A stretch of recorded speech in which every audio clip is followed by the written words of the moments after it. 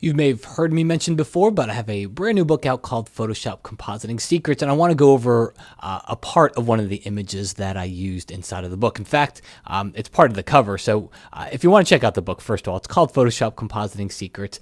As I'm taping this video, it's sold out on Amazon, but you can pick it up over at Barnes & Noble, and as you're watching this, it might be back in stock there. But you can, of course, grab it at Barnes & Noble as well, and then over at kelbytraining.com, and I actually sign all the copies that leave from Kelby Training, so if you order it there, I can sign it. If not, Barnes & Noble, Amazon, wherever you want.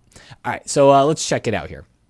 So this is the image. What I want to do in this tutorial, and I'll do other tutorials where I go over different parts of the composite. For this one, I want to show you how I generally start off a lot of my composites, because I shoot in the raw mode.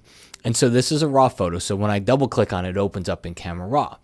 A lot of times, just depending on the shoot, I usually prefer a brighter background, especially in an example like this where what he's wearing is darker clothes.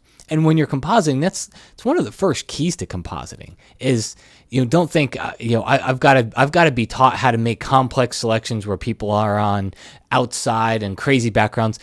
Folks, you're setting yourself up for failure. If at all possible, you want to try to do your shoot where the person is going to be on a very contrasty background. Now, if you're outside and it is a crazy background, you've got other problems, because that means you have no light control. And if you have no light control, it's going to be really hard to composite somebody into another scene, because it's going to be very difficult to make them fit into another scene based on the lighting. Where here, I'm using very generic lighting where it's just coming from the left, coming from the right, so it fits into a lot of scenes. Anyway, the whole point of this is, regardless of the background, whether it's a crazy outdoor background or whether it's in the studio here, because I didn't light the background, it really fell to a dark gray. And at the time, I didn't have any control over it, so I went with it. But what I can do later on in post is I'll open up this photo, and then I'll crank up the exposure. So now what I'm getting here is some difference between that background and the foreground, where here it's just kind of gray and blah gray. So when I crank up that exposure, now I can get some difference between the background and the foreground, and it kind of it makes that background a little bit brighter, so everything that was dark in the foreground stands out more. What you do next is you hold down the Shift key, and you'll notice the Open Image button changes to Open Object. So that's pretty important. We want it to change to Open Object. So hold down the Shift key and click on it. And the photo is going to end up inside Photoshop, but it's going to be in there as a smart object. And what that means is, well, it's got this little kind of icon next to it. It means it's a smart object layer, but it's going to come into play in just a second after we make our selection. So let's go and make our selection here. And I always start off with the quick selection tool. Part of the reason why I made everything brighter is the quick selection tool just tends to work better for me when I have brighter areas where it's not a dark gray against a dark gray background. It just seems to work better for me as I use it on on brighter things. All right, so I'm just going to take my quick selection tool, and it's worth spending about a minute or so, maybe 2 minutes. It's worth spending the time to try to get this selection as good as possible right here. So just zoom in. And remember, your quick selection tool is a brush. So you just click and drag. All right, and then just scribble. And as you get into some tighter areas, use the left bracket key, make the brush smaller. And then that'll let me get down to these little tiny little detailed areas. Just like that. And right down here, get the rest of his shoe. If you happen to select too much, I don't want to pull a shadow over, because I'm going to work on shadows in another video. So we'll kind of take this whole composite from start to finish. So I don't want to pull the shadow over, because then I'll have kind of competing shadows. I'll have to watch out for any other shadows.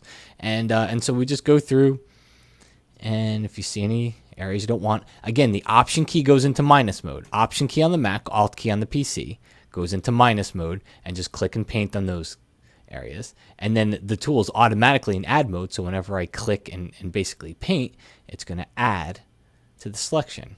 All right, so it is worth spending, I mean, it couldn't have taken us more than 2 minutes here, so it is worth spending the time to get all those edges right.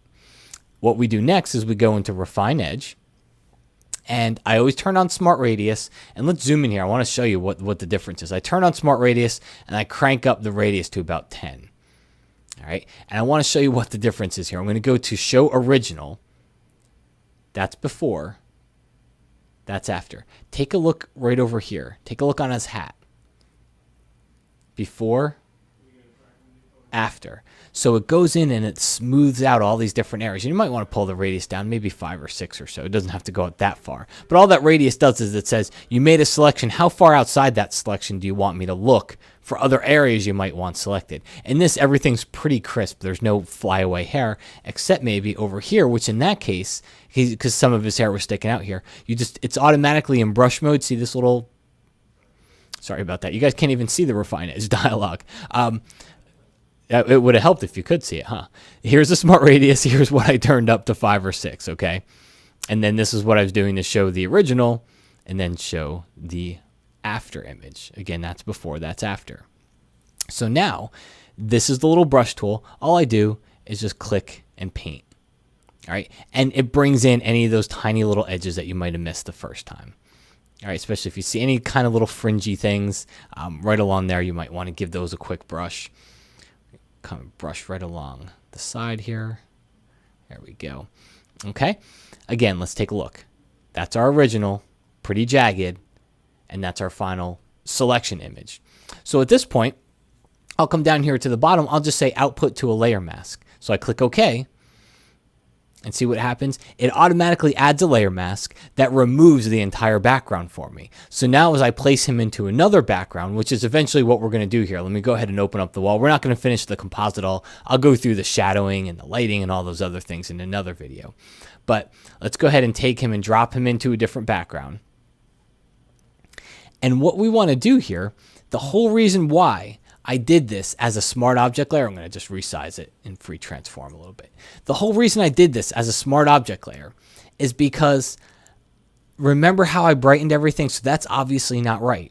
Now that he's in his other background, I can double click that smart object layer and it opens it back up inside of Camera Raw. So now I can come in here and I can just bring my exposure right back down, click OK.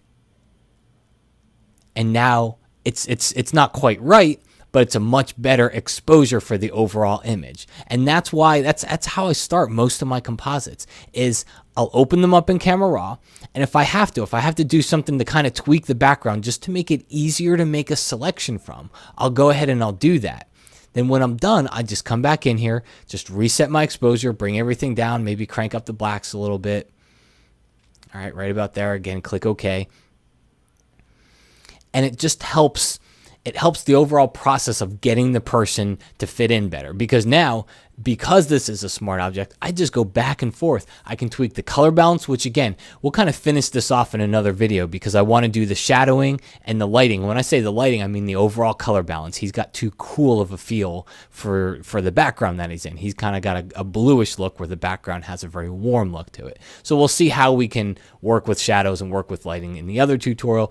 But as far as the composites start, that's how they pretty much start. I use refine edge and quick selection with that smart object to make it easier for me to make my selection. Once I put them in, I just double click that smart object and reset everything back to 0. And then basically I just start to work from there to get them to fit in. Okay, folks, I hope you enjoyed. If you want to check out the book, it is over again on Barnes & Noble, Amazon.com, or over on Kelby Training. Best thing you can do if you're interested in the topic, click the video. Go to Amazon, go to Barnes & Noble, go wherever, click the video down here because the video our video guys did such a good job at showing what the book is all about and showing examples from the book. So you can check that out as well.